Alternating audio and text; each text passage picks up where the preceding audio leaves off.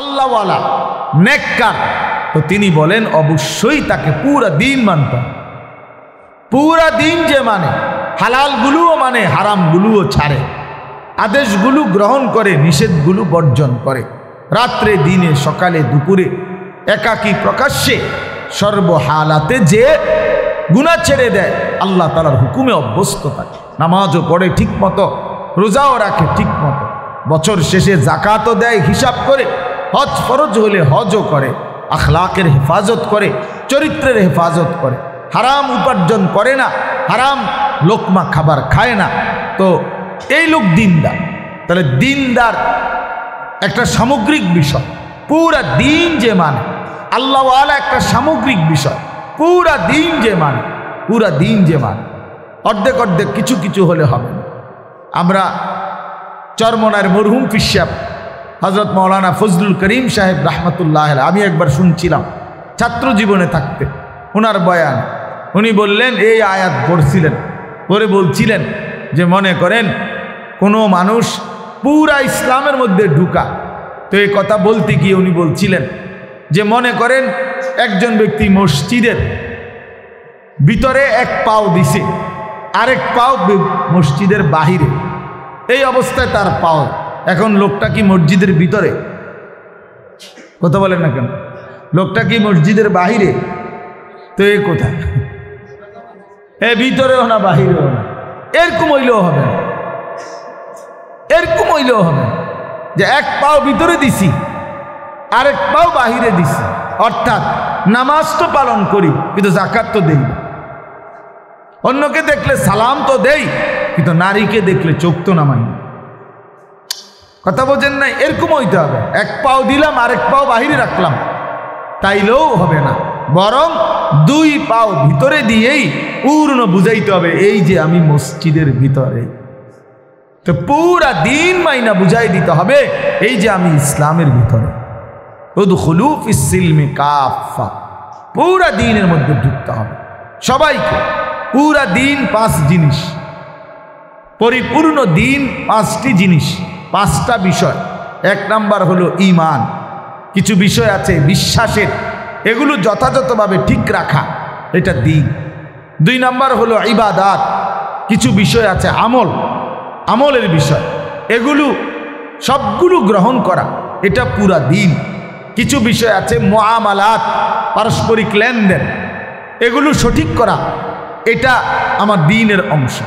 চার নাম্বার হলো মুআশারাত, সমাজের প্রত্যেকের সাথে আমার আচরণ, মা বাবা, আত্মীয় স্বজন, স্ত্রী সন্তান, গ্রাম প্রতিবেশী, পাড়া মহল্লাবাসী, সবার সাথে, পথিক মুসাফির, কার সাথে আমার কি আচরণ হবে, এই আচরণ ঠিক রাখা, সুন্দর করা, দিন মোতাবেক করা, হ্যাঁ, এটা আমার দ্বীনের অংশ।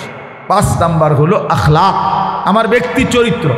প্রত্যেক মানুষের কিছু মন্দ স্বভাব আছে, এই মন্দ স্বভাবগুলো দূর করা এবং উত্তম স্বভাবগুলো নিজের মধ্যে আনয়ন করা, উত্তম আখলাক, এই পাঁচটা ঠিক করা, এটাকে বলা হয় দিনদার, এইটাকে বলা হয় উদখুলু ফিস সিলমে কাফা, পুরা ইসলামে ঢুকা, এইটাকেই বলা হয় পরিপূর্ণ দিন, পরিপূর্ণ ইসলাম। রাসূলুল্লাহ সাল্লাল্লাহু আলাইহি সাল্লামের 23 বছরের পূর্ণাঙ্গ মেহনত। এজন্য আপনি জান্নাতে তো মামুলিও মনে করেন, আখেরাতে তো মামুলি না, আখেরাতে তো মামুলি না, আখেরাত জান্নাত এত সহজ না। জান্নাত আমরা কি ভাবছি, মানে আমরা এতটুকু, অনেকে আমার কাছে মনে হয়, অনেকে মনে করে জান্নাত মানে 2টা রুম আর একটা বারিন্দা, মনে 2টা রুম আর একটা বারিন্দা, মনে দূরে কয় জান্নাত, আর এটা কি, আর রুম 2টা আর বারিন্দা লইয়া সর্বোচ্চ 3000 টাকা বাড়ায়, 3000 টাকা বাড়ায়, তো এইটা এরকম মনে করছে জান্নাত কি 2টা রুম আর একটা বারান্দা, এটা তাইলে এই জন্য খামখেয়ালি না কর, খামখেয়ালি না কর। এই জন্য বাপ, এক তো হইল আমি নিজের মতো চললাম, আরেক হইল না আমার আখেরাত দরকার, আমার পরকাল দরকার, তাইলে আরো যত্নবান হইতে হবে, আরো যত্নবান হইতে হবে, আমাকেও আপনাকেও দিনকে আরো মানতে হবে, ইসলাম গ্রহণ করতে হবে। আল্লাহ তাআলা কুরআনুল কারীমের মধ্যে এ কথা বলছেন, আফাতুমিনুনা বিবাদিল কিতাব ওয়া তাকফুরুনা বিবাদ, আল্লাহ তাআলা বলেন এটা তোমাদের কেমন আচরণ আমার বান্দা, যে তোমরা আমার কোরআনের কিছু অংশ তো মেনে নিলা, আবার কিছু অংশ ত্যাগ করলা। নামাজের হুকুম এটা মেনে নিলা যারা নামাজ পড়ো, তো হালাল উপার্জন, বাজার ব্যবসায় হালাল রোজগার, এটা কেন প্রত্যাখ্যান করবে? এটা কেন প্রত্যাখ্যান করবে? তো আল্লাহ তাআলা বলেন এটা তো ঠিক হলো, এটা তো ঠিক হলো না। বান্দা পুরা দিন মানে যেই সাহাবীর কারণে এই আয়াত নাজিল হয়েছে, ওই সাহাবীর নাম হলো হযরত আব্দুল্লাহ ইবনে সালাম রাদিয়াল্লাহু তাআলা আনহু। উনি ছিলেন ইয়াহুদীদের বড় পণ্ডিত মদিনায়। তো ইয়াহুদি ধর্মের মধ্যে উটের গোশত খাওয়া হারাম।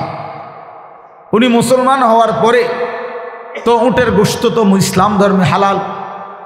তখন উনি সাহাবায়ে কেরামের সাথে এরকম উট রান্না করছে, তো ওনারে বলছে খাইতে। তখন উনি বলছে যে ভাই আমি শতভাগ জায়েজ মনে করি, হালাল এটা নিঃসন্দেহে, আমি মুসলমান, কিন্তু আমি দীর্ঘদিন যাবৎ ছোট্টবেলা থেকে কোনো দিন উটের গোশত না খাওয়ার কারণে আমার কেমন জানি একটু অস্বস্তি লাগতেছে, আমি না খাই, এতটুকুই বলছেন।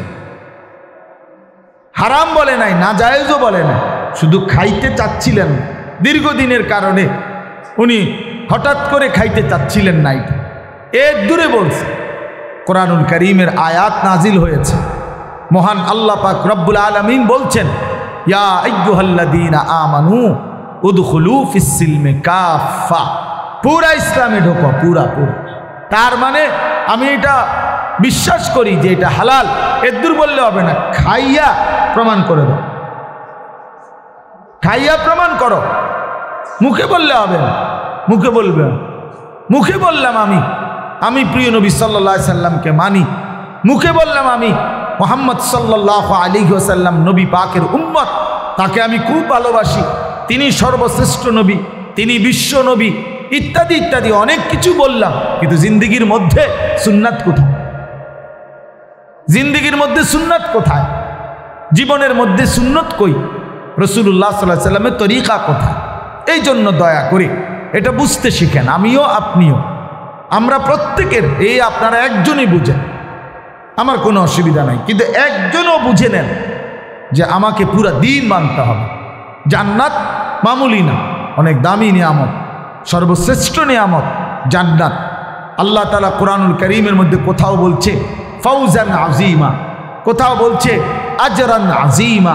সব জায়গায় জান্নাতের কথা বলতে গিয়ে আল্লাহ বলছে আজিম, জান্নাত সর্বশ্রেষ্ঠ, অনেক বড় পুরস্কার, অনেক বড় বিনিময়। আজিম বলছে জান্নাতের ব্যাপার। আল্লাহ তাআলা আরশকে বলছে আরশে আজিম, কোরআনকে বলছে কোরআনুন আজিম, আমাদের নবীর জিন্দেগিকে বলছে লা আলা ওয়া ইন্নাকা লা আলা খুলুকিন আজিম। জান্নাতের পুরস্কারকে আল্লাহ তাআলা বলছে আজরে আজিম, ফৌজে আজিম, শ্রেষ্ঠতম পুরস্কার আজিম। আমরা তাফসীরের মধ্যে পড়ছি যে আল্লাহ যে বলছেন আরশে আজিম, আল্লাহর আরশ কত বড়, এটার একটা উদাহরণ দিছেন যে আল্লাহ পাকের আরশ, আল্লাহ তাআলার কুদরতি সিংহাসন, সেটা কত বড়। আল্লাহর আরশের নিচে আল্লাহ পাকের আরেকটা জিনিস আছে, সেটা হলো কুরসি।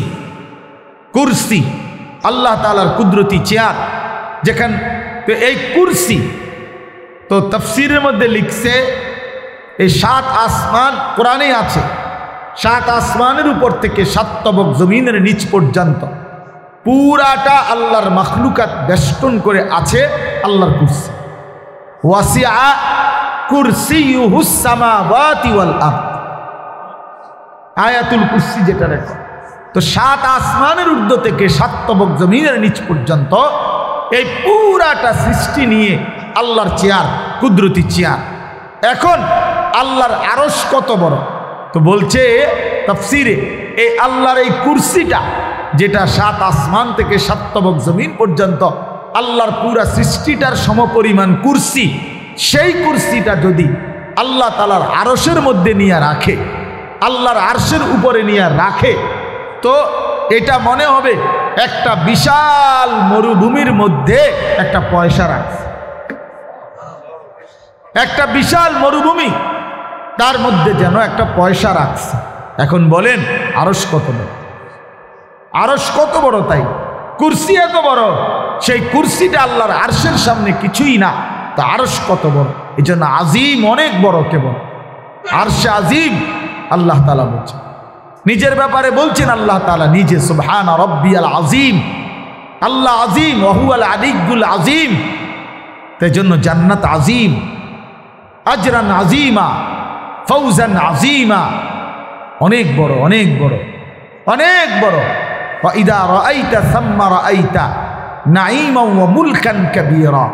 আল্লাহ বলছে আমার বান্দা যখন জান্নাত দেখবে তো বারবার দেখবে, বারবার দেখবে, বারবার দেখবে, বারবার। আরে ঘুরে ঘুরে দেখবে আর বলবে করছে কি, আরে ফ্যান কেমনে এত সুন্দর হয়, লাইট কেমনে এত সুন্দর হয়, গাছ কেমনে এত সুন্দর হয়। ঘুরে ঘুরে দেখবে আর বুঝবে আল্লাহ তাকে নেয়ামতে ভরা মুলকে কাবীর, এক বিশাল বড় সাম্রাজ্য, পুরা ময়নামতি ইউনিয়ন সমান দান করছে। ময়নামতি ইউনিয়ন সমান, ময়নামতি ইউনিয়ন এটা কিছু, তো সবচেয়ে ছোট্ট জান্নাত, সর্বশেষ ব্যক্তিকে যে জান্নাত দেয়া হবে, আর দুনিয়া ও আশারাতু আমসালিহা, 10 দুনিয়া বরাবর। এই শব্দের দুই অর্থ, এক অর্থ হলো 10 দুনিয়া বরাবর, আরেক অর্থ হলো 11 দুনিয়া বরাবর। আর দুনিয়া ও আশারাতু আমসালিহা, একটা দুনিয়া আরো সম পরিমাণ 10টা, তাইলে 11টা হইল না, আপনি 10টাই অক না। আল্লাহ আল্লাহ। এই জন্য জান্নাত অনেক বড়, জান্নাত অনেক বড়, জান্নাত অনেক বড়, আজরে আজিম।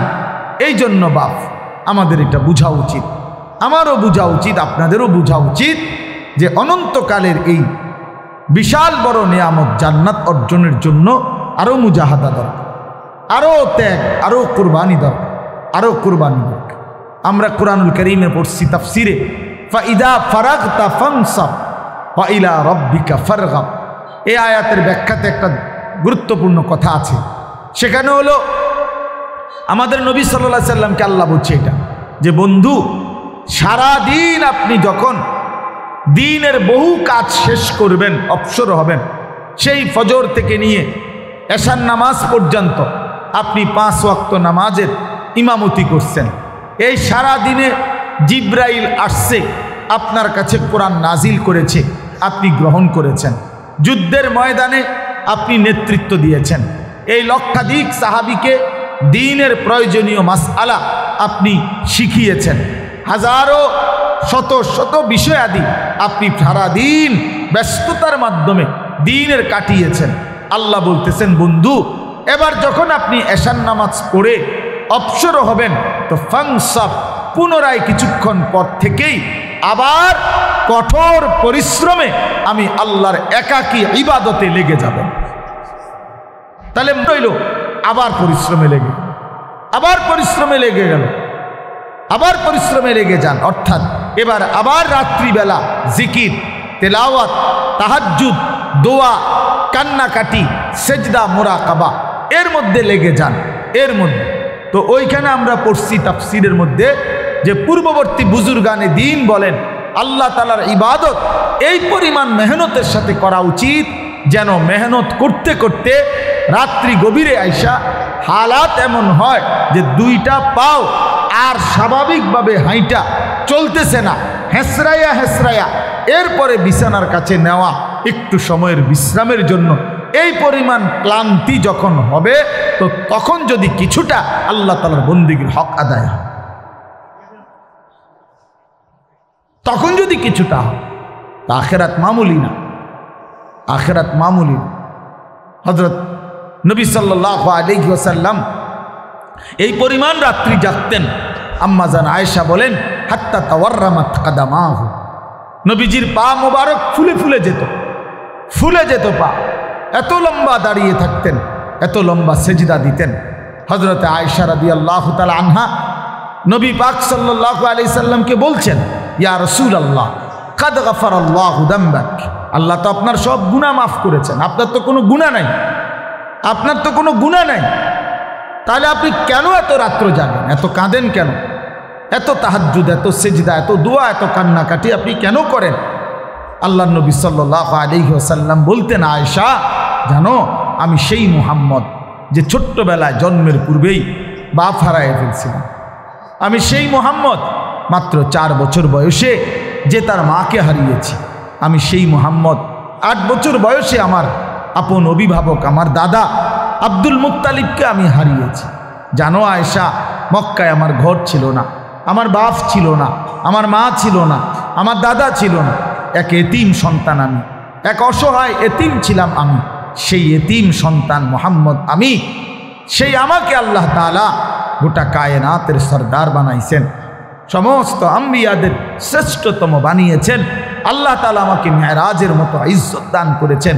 কত কত সম্মান আমার আল্লাহ আমাকে দান করেছেন। এত সম্মান এত মর্যাদা পেয়ে আমি কি রাত জেগে আমার আল্লাহর শুকর করব না? আমার আল্লাহর শুকর আদায় করব না আমি? আফালা আকুনু আবদান শাকুরা, আফালা আকুনু আবদান শাকুরা। আমি কি আমার মাওলার শুকর গুজার বান্দা হব না? আমি শুকর আদায় করছি। এক এতিম সন্তানকে আল্লাহ তাআলা কত বড় ইজ্জত দান করেছে, কত সম্মান দান করেছে। বলে সাউফা ইউতিকা রাব্বুকা ফাতারদা। এই জন্য বাপ চলেন, আমার মূল কথা হলো মেহনতের এক সময় আমাদের রমজান, মাহে রমজান মানে মেহনতের মাহে রমজান, মেহনত। আপনি সারাদিন রোজা রাইখা ক্লান্ত, ইফতারের পর পর তো একটু পরে 1 ঘন্টা না যাইতেই আবার 20 রাকাত তারাবি, আবার 20 রাকাত তারাবি পড়ে একটু ঘুমাইতে না ঘুমাইতে আবার সেহরি, আবার সেহরির জন্য উঠা, সেহরি খেয়ে আবার বসে থাকা। ফজরের নামাজ জামাতে পড়তে হবে, ফজরের নামাজ জামাতে পড়তে হবে। সারাদিন আবার ক্ষুধার্ত অবস্থায় নিজের দুনিয়াবি কাজ কারবার সাংসারিক এটাও করতে থাকা। তার মানে ক্লান্তি আসবে স্বাভাবিক, পরিশ্রম হবে স্বাভাবিক। কিন্তু এই পরিশ্রম, এই মেহনত যদি যথোপযুক্তভাবে করতে পারি তো এই পরিশ্রমের ফলাফল সরাসরি জান্নাত। এই মেহনতের ফলাফল জান্নাত। 30 দিন পরে এমন এক পুরস্কার মিলবে, আল্লাহ বলবেন লাআল্লাকুম তাত্তাকুন। বান্দা যাও, 30 দিন তোমার কষ্ট দেখছি, একবার রাত্রি জেগেছ, লম্বা সময় তাহাজ্জুদ তারাবি পড়ছো, সারাদিন রোজা রাখছো, তা আমি আল্লাহ তাআলা এই মেহনত মুজাহাদার বিনিময়ে সেই পুরা রমজান কষ্ট করেছ, এতেকাফ করেছ, সবে কদরের তালাশে সারাটা রাত চোখের পানি ফেলছো, কতভাবে তুমি কাঁদছো বান্দা, মেহনত করছো। যাও বান্দা, আজ ঈদের চাঁদ তুলে আমি তোমারে শুনাইয়ে দিলাম, আমি তোমাকে মুত্তাকি বানিয়ে দিলাম, মুত্তাকি বানিয়ে দিলাম। আর যে মুত্তাকি সে জান্নাত, যে মুত্তাকি সে জান্নাত। এই জন্য হাদিসে আছে ঈদের দিন, রমজানের ঈদের দিন আল্লাহ তাআলা ফেরেশতাদেরকে জিজ্ঞেস করে, আমার ফেরেশতারা বলো তো ওই ব্যক্তির পারিশ্রমিক কেমন হওয়া উচিত যে তার মেহনত পুরাপুরি শেষ করছে, তার উপরে দায়িত্ব সে পূর্ণ শেষ করছে, তো তার পারিশ্রমিক কেমন হওয়া উচিত? ফেরেশতারা বলে, আই মাওলা, তাকে পূর্ণ পারিশ্রমিক দেওয়া উচিত।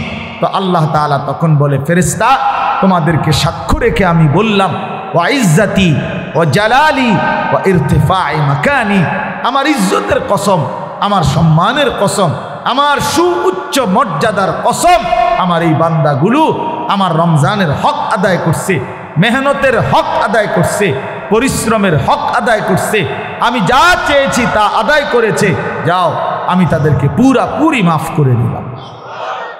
তো ফেরেশতারা তখন ঈদগাহের আল্লাহর নেক বান্দাদেরকে ডেকে বলে যে, হে আল্লাহর বান্দারা, ইয়া আইয়ুহান নাস, হে লোক সকল শোনো, ইন্নাল্লাহা কাদ গাফারা লাকুম, আল্লাহ তোমাদেরকে পুরা মাফ করে দিয়েছে।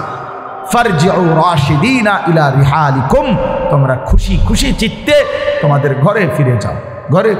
এজন্য বাপ আমি সবসময় বলি এ কথা, আরে ঈদ তো মুমিনের জন্য, ঈদ তো রোজাদারের জন্য, ঈদ তো গুনাহ থেকে একটা মাস রমজানে যে বিরত রয়েছে তার জন্য, ঈদ তো তাহাজ্জুদ করেছে যে তার জন্য, ঈদ তো 5 ওয়াক্ত নামাজ রমজানে জামাতের সাথে পড়ছে যে তার জন্য, ঈদ তো 20 রাকাত পূর্ণ তারাবি পুরা রমজান যে আদায় করেছে তার জন্য, ঈদ তো ইফতার সাহারিতে দোয়া কান্নাকাটি করছে যে তার জন্য। এই বেহায়া বেপর্দা এই অসভ্য নারী যেগুলা বাজারে বাজারে ঘুরে, মার্কেটে মার্কেটে ঘুরে, এসব অসভ্যদের জন্য কোনো ঈদ বলতে কিচ্ছু নাই। তোদের আবার ঈদ কি? তোদের ঈদ কি বেশরম? তোদের আবার কিসের ঈদ? ঈদ তোদের বাপের। ঈদ কি মার্কেটওয়ালার? জুতার দোকানদারি নিয়ে ঈদ দিছে, টেলিভিশনের নর্তকী নিয়ে ঈদ দিছে। ঈদ মানে জুতা, ঈদ মানে নতুন জুতা, ঈদ মানে নতুন কাপড়, ঈদ মানে নতুন শাড়ি, ঈদ মানে নতুন গহনা এড দেয়। ঈদ মানে নতুন জুতা, অর্থাৎ ঈদ মানে আমনের মতো নাফরমান রে পুরান জুতা দিয়া ফিরতো না, নতুন জুতা দিয়া ফিরবে। পুরান জুতা মানে একটু লুজ হইয়া গেছে, এটা ফিরতে গেলে এবার ছিঁড়ে ফিরে যায়। এই জন্য নতুন জুতা একটু শক্ত, ফিরতে সুবিধা হইব, আপনার ইচ্ছা মতো পেরন যাবে যাতে করে। এই জন্য নাফরমানের আবার ঈদ কিসে? নাফরমানের আবার ঈদ কিসে? হারাম করে আবার ঈদ কিসে? সারা মাস সুদের ব্যবসা করছে, তোর আবার ঈদ কিসের ব্যাপার? হ্যাঁ নাফরমান, তোমার আবার ঈদ কি? বাটপার সিটারের আবার ঈদ কি? ঈদ তো আল্লাহর দেওয়া, আল্লাহ তাআলার দেওয়া। কোরআনুল কারীমের মধ্যে বলছে, আল্লাহর নবী সাল্লাল্লাহু আলাইহি ওয়াসাল্লাম হাদিসে বলছে, ইন্নাল্লাহা কাদ আবদালাকুম, আল্লাহ তাআলা তোমাদেরকে তোমাদের নিজস্ব খেয়াল খুশির আনন্দ ফুর্তির বিপরীতে আল্লাহ তোমাদেরকে পরিবর্তে দুইটা ঈদ দিছেন। তো এটা আল্লাহ দিছেন, ইন্নাল্লাহা কাদ আবদালাকুম, আল্লাহ দিয়েছেন। আল্লাহ কোনো নাফরমানকে দিছেন এটা? কোনো পাপির জন্য দিছেন এটা? কোনো বেহায়া বেপর্দা বেশরম নারীর জন্য? কোনো সুদখোর হারামখোরের জন্য? হ্যাঁ, সামনে ঈদ এজন্য বকশিস আরো বাড়ায় দিছে, সামনে ঈদ এজন্য ঘুষের টাকা আরো বাড়ায় দিছে। ঈদের অনেক খরচ, ঈদের খরচ কি আবার? সেমাই কি এক বালতি খায়নি বেটা? হ্যাঁ কথা বলে, আশ্চর্য নাফরমান, আশ্চর্য নাফর। সব কিছুতে আল্লাহর দেওয়া ইবাদত। ঈদ একটি ইবাদত, ঈদ একটি কি ইবাদত? ইবাদত, এক ইবাদতের শুকর আরেক ইবাদতের মাধ্যমে আদায় করা। আমাকে যে আল্লাহ তাআলা একটা মাস আল্লাহর হুকুম মানার সুযোগ দিছেন, এই খুশিতে ঈদের দিন আল্লাহ তাআলার জন্য আরো অতিরিক্ত 2 রাকাত নামাজ পড়ে আল্লাহ তাআলার শুকর আদায় করা, যে মাওলা আপনি যদি হায়াত না দিতেন, আপনি যদি সুস্থ না রাখতেন, আপনি যদি তৌফিক না দিতেন, তো আমি রমজান কেমনে রাখতাম, রোজা কেমনে রাখতাম, তারাবি কিভাবে পড়তাম, তাহাজ্জুদ কেমনে পড়তাম, আমি ইতিকাফ কিভাবে করতাম?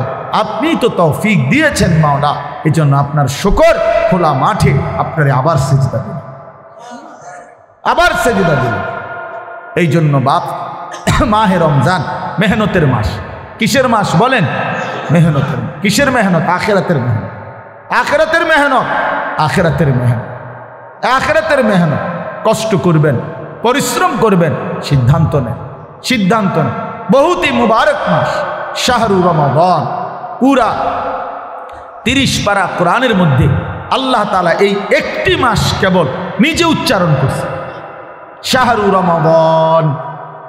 আল্লাহ বলছে শাহরু রমাদান, রমজান মাস। মানে কি সুন্দর, নিজে আল্লাহ তাআলা উল্লেখ করছে রমজান মাস। আরবি 12 মাসের আর কোনো মাসের নাম কোরআনে নাই। মুহররম, সফর, রবিউল আউয়াল, রবিউস সানি, জামাদিউল উলা, জামাদিউস সানি, এরপরে রজব, শাবান, রমাদান, শাওয়াল, জিলকাদা, জিলহজ্জা, কোন মাসের নাম নেই, শুধু রমজান। আল্লাহ নিজে বলছেন শাহরু রমাদান, রমজান মাস, রমজান মাস। এটা আল্লাহর জবানে উচ্চারিত হয়েছে, এটাই তো আমাদের জন্য খুশির ব্যাপার। এবার নবীজির জবানে উচ্চারিত হয়েছে, আমাদের নবীও উচ্চারণ করছে, ইজা দাখালা রমাদান, ইজা জাআ রমাদান। নবীজি বলেন ইজা দাখালা রমাদান, শোনো যখনই রমজান আসে, ফুতিহাত। আমি বুঝলাম না আমরা ছেলেগুলো কথা বলে কেন? আমরা এখানে কোনো উস্তাদ নাই? আমাদের মাদ্রাসার শিক্ষকরা ছুটিতে গেছে নাকি?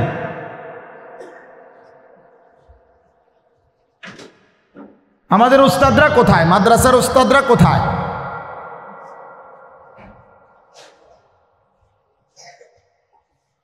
সবাই আছে, সারাদিন পরিশ্রম করছে। বাস্তবতা হলো সারাদিন আমাদের লম্বা প্রোগ্রাম গেছে, প্রায় 400-500-র উপরে ছেলে, কিশোর, নওজোয়ান, যুবক আসছে। ওস্তাদরা খুব দৌড়াদৌড়ি করছে, সবাই ক্লান্ত।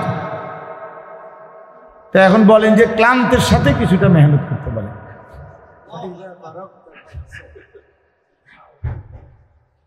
আচ্ছা জি, তো বলতেছিলাম যে মাহে রমজানে এই মেহনতের মাস, পরিশ্রমের মাস, পরিশ্রমের মাস। এটা নিয়মে বুদ্ধিমান ব্যক্তি মৌসুমে একটু পরিশ্রম করে। এই যে পরিশ্রম, কাপড়ের দোকানদাররা, আমার শায়েখ সবসময় এটা বলে, কাপড়ের দোকানদাররা এটা বলে, রে যাইস না ছুটি নিস, তাই কোনো সান রাত পর্যন্ত, সান রাত পর্যন্ত, এরপরে ছুটি দিয়ে দিন।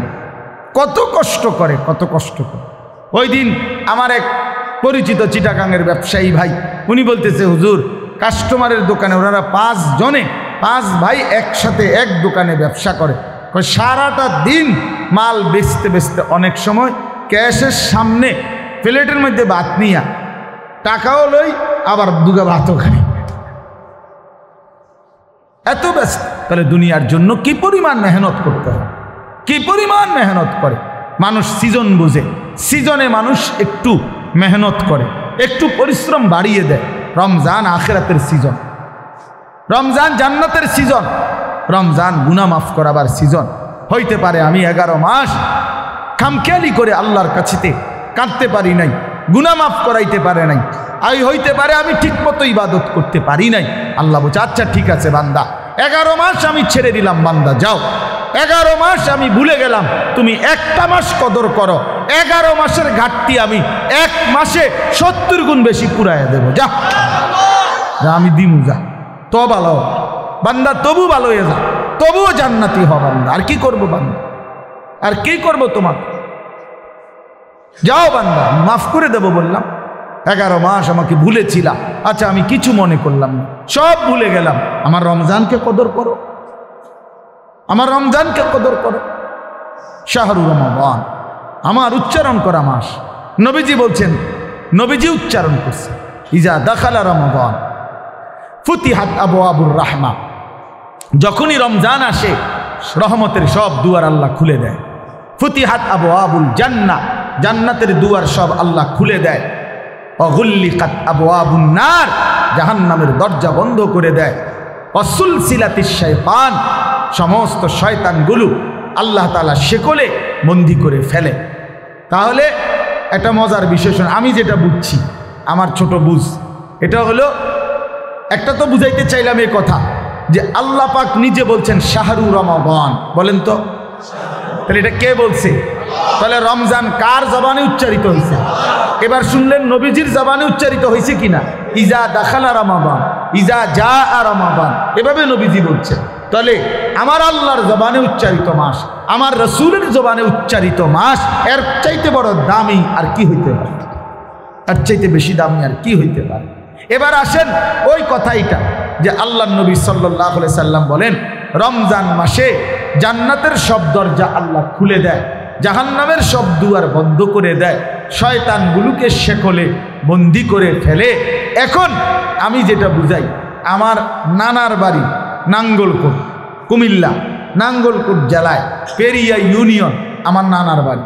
তো আমরা ছোটোবেলায় নানার বাড়িতেই বেশি বেড়াইছি, বড় হয়েছি। আমার ছোট ভাই এখানে একজন আছে, ও আমার ছোট ভাই আরিফ আছে। তো আমরা নানার বাড়িতেই বেশি বেড়াইতাম ছোটোবেলায়। নানার বাড়িতে যে কোনো বন্ধে ছুটিতে মার সাথে নানার বাড়িতে বেশি যাইতাম। তো আমার নানার বাড়িতে দেখতাম ছোটোবেলায়, আমার পুরা মনে আছে যে 10টা 11টা 12টা বাজে, মনে করেন মেহমান আসছে, জির জামাই আইছে, নাতিন জামাই আইছে। তখন নিয়ম ছিল গ্রামে সকালবেলায় তো মুরগি, পালা মুরগি, দেশি মুরগি পালতো মানুষ ঘরে ঘরে। সকালবেলা মুরগি ছেড়ে দিছে, তখন জামাই আইছে 11টা বাজে, মেহমান আইছে 12টার দিকে। এখন এই মুহূর্তে মুরগি মেহমানের জন্য জবাই করতে হইলে ধরতে হইব, এটা কেমনে ধরব? তো তখন দেখতাম যে নানার বাড়ির 4 ঘরের বাইর হইবার গেট, একটাই গেট ছিল, মনে করেন এই গেটটা। তো এই গেটটার মুখে জাল পাইত, এরকম জাল লাগাইতো, জাল আরই মাছ ধরার জাল। এই জাল লাগাইয়া এখন মহিলারা মুরগি এগুলারে সারা ঘর দুয়ার সব উঠান মুঠান মিলা দৌড়াইয়া সবাই মিল্লা হই হুল্লুর কইরা যেমনে হোক এনে আনতো। এদিক দিয়ে মুরগি বাইরে হইতে গেলেই কোথায় আটকায় যাইত? জালে। তখন মুরগিটা ধরে জবাই করত। এই ছিল, মানে বুঝাইছে তুমি চারিদিক থেকে দৌড়াইয়া আইনা যেদিক দিয়া বাইর হইতে চাইছিলা, এইটাই তোমার আমার আটকানোর জায়গা। তো আমার অর্থ হইল, আমি বুঝছি এটা আল্লাহ তাআলা রমজান মাসে আল্লাহ তাআলা তার ইমানদার বান্দাকে বলছে, বান্দা জাহান্নামের সব দরজা বন্ধ, শয়তানগুলো সব শেকল দিয়ে আটকাইয়া রাখছি, এইবার তুমি বান্দার জন্য একটাই শুধু রাস্তা খোলা রাখছি, সেটা হলো জান্নাতের রাস্তা। অতএব যেদিক দিয়েই রওনা দাও, কোনোখানে বাজতা না, আটকাইতা না, জাহান্নামেও পড়তা না, শয়তানের বাঁধনও আটকাইতা না। তো যেদিক দিয়ে রওনা দাও, বাইর হইবা, ঢুকবা যেই খোলা জায়গাটা, এটা ঢুকলেই জান্নাত, ঢুকলেই জান্নাত, ঢুকলেই জান্নাত, ঢুকলেই জান্নাত। খোলা দরজা যেইটা, এটা শুধুই জান্নাত, শুধুই জান্নাত, শুধুই জান্নাত।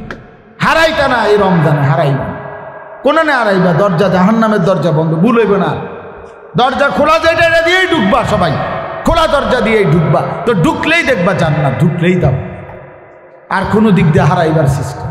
এত বড় রমজানকে কেউ যদি কদর না করে, কি করা বাপ। আহা, আমি কেন কদর করলাম না, আমরাই বা কেন কদর করলাম।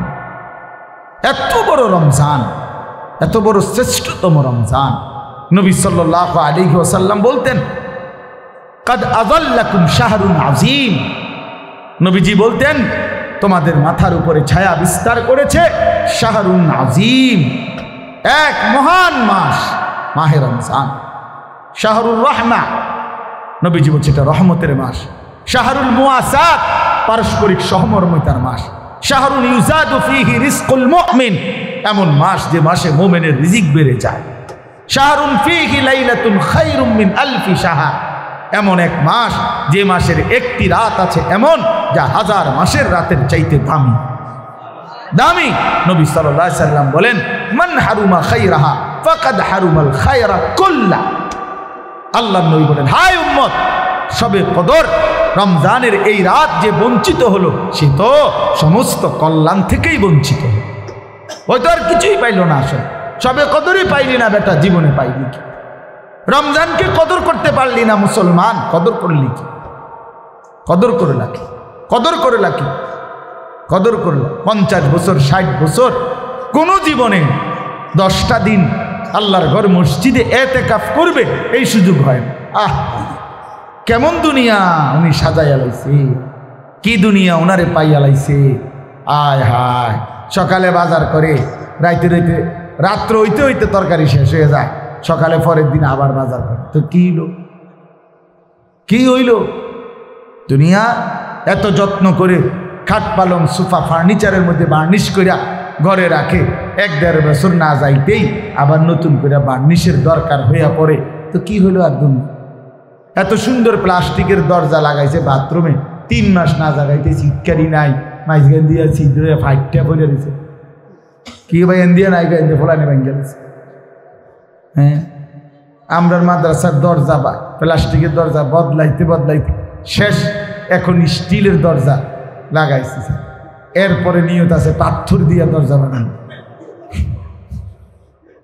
যাতে ইসরাফিল ফু দিলে আর যদি ভাঙে। এই ছাড়া আমি আর কোন উপায় দেখি।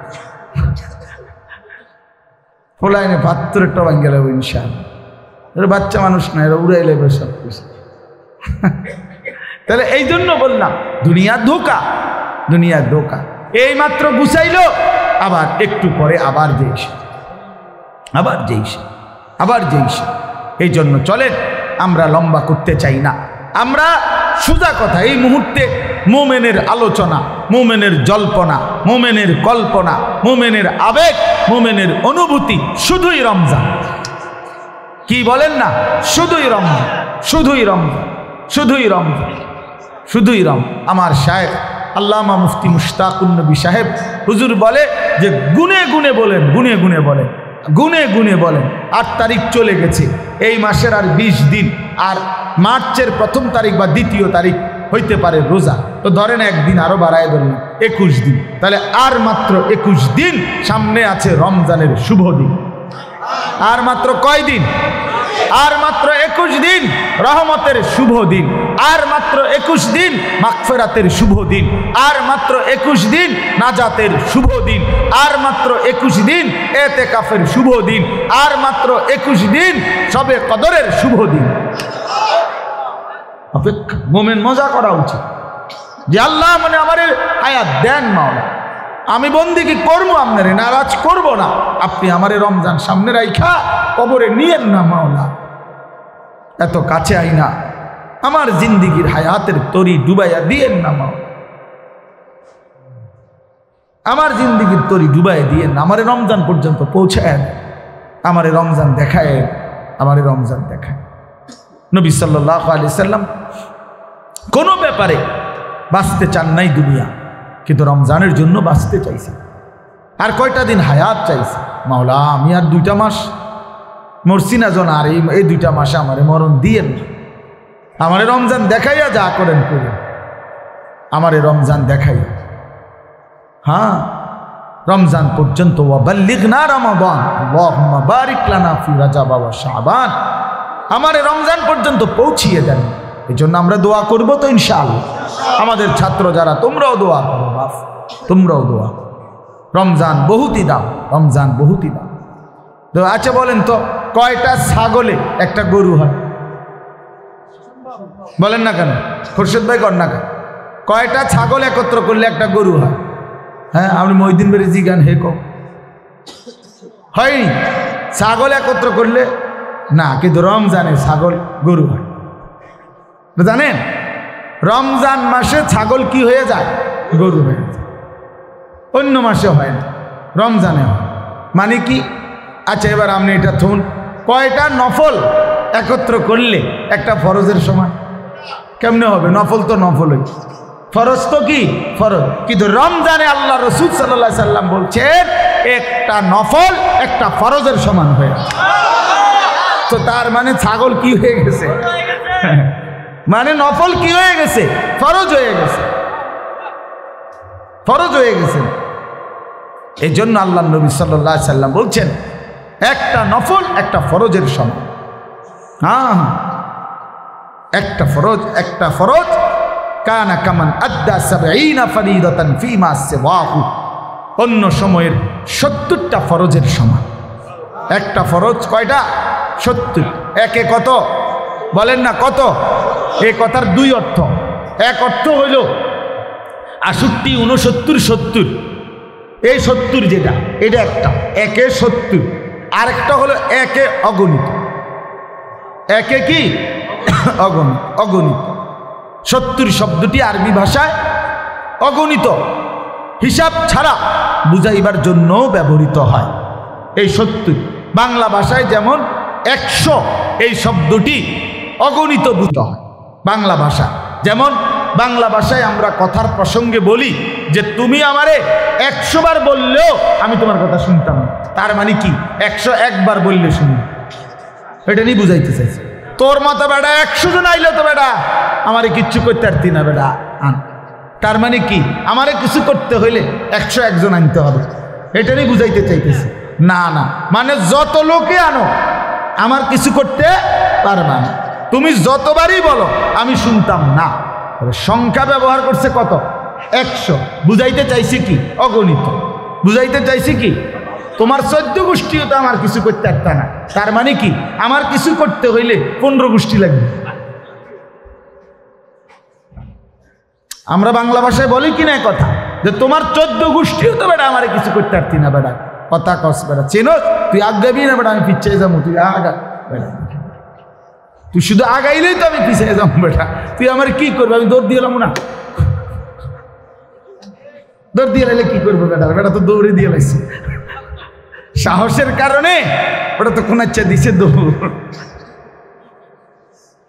তার মানে 14 গোষ্ঠীও কিছু করতে পারবে না। তার মানে কি? 15 গোষ্ঠী আসলে পারবে, এটা না, অগণিত। সংখ্যা 14 বুঝাইছে কি? আচ্ছা, কোরআনুল কারীমের মধ্যে আছে আল্লাহ তাআলা আমাদের নবী সাল্লাল্লাহু আলাইহি সাল্লাম, নবীজির জামানায় মদিনার সবচেয়ে বড় মুনাফিক সর্দার যে ছিল আব্দুল্লাহ ইবনে উবাই ইবনে সালুল। আব্দুল্লাহ ইবনে উবাই সে ছিল মুনাফিক। এই মুনাফিক সর্দার আপনার তার ছেলে, ওনার ছেলে রাসূলুল্লাহ সাল্লাল্লাহু আলাইহি সাল্লামের পাক্কা খাঁটি সাহাবী ছিল। ওই মুনাফিকের ছেলে, ওনার নামও আব্দুল্লাহ। আব্দুল্লাহ ইবনে আব্দুল্লাহ, মানে বাপ পুতের একই নাম। আরব দেশে এই প্রচলন ব্যাপক আছে। বাপ পুতের একই নাম, মোহাম্মদ ইবনে মোহাম্মদ, কথা বুঝছেন? আবার 4 ফুতের এক নাম মোহাম্মদ, 4 জনের নামই মোহাম্মদ। মোহাম্মদ আল আউ্বাল, মোহাম্মদ আর সানি, মোহাম্মদ আর সালেস, মোহাম্মদ আর রাবি, প্রথম মোহাম্মদ, দ্বিতীয় মোহাম্মদ, তৃতীয় মোহাম্মদ, চতুর্থ মোহাম্মদ। এইভাবে আরব মোহাম্মদ সাল্লাল্লাহু আলাইহি সাল্লাম নবীজির এই পবিত্র নামকে এত মোহাব্বত করে। এমনি তো মানুষ আরবে ডাক দিলে, হ্যাঁ এইভাবে ডাক আমরা কই না, এই ভাই তো আরব বলে মোহাম্মদ তাআল হিনা, এই ডাকেই মোহাম্মদ কই, মানে কারো নাম না জানলে তারে ডাকে দেয় কি বলে, মোহাম্মদ মোহাম্মদ। তো এই সাহাবী আব্দুল্লাহ, এই আব্দুল্লাহ নামের ওনার ছেলে সাহাবী। তো এই আব্দুল্লাহ ইবনে উবাই যে মুনাফিক সর্দার, নবীজির সবচেয়ে বেশি মদিনার পুরাটার সময় নবী সাল্লাল্লাহু আলাইহি সাল্লামকে বিরোধিতা করছে।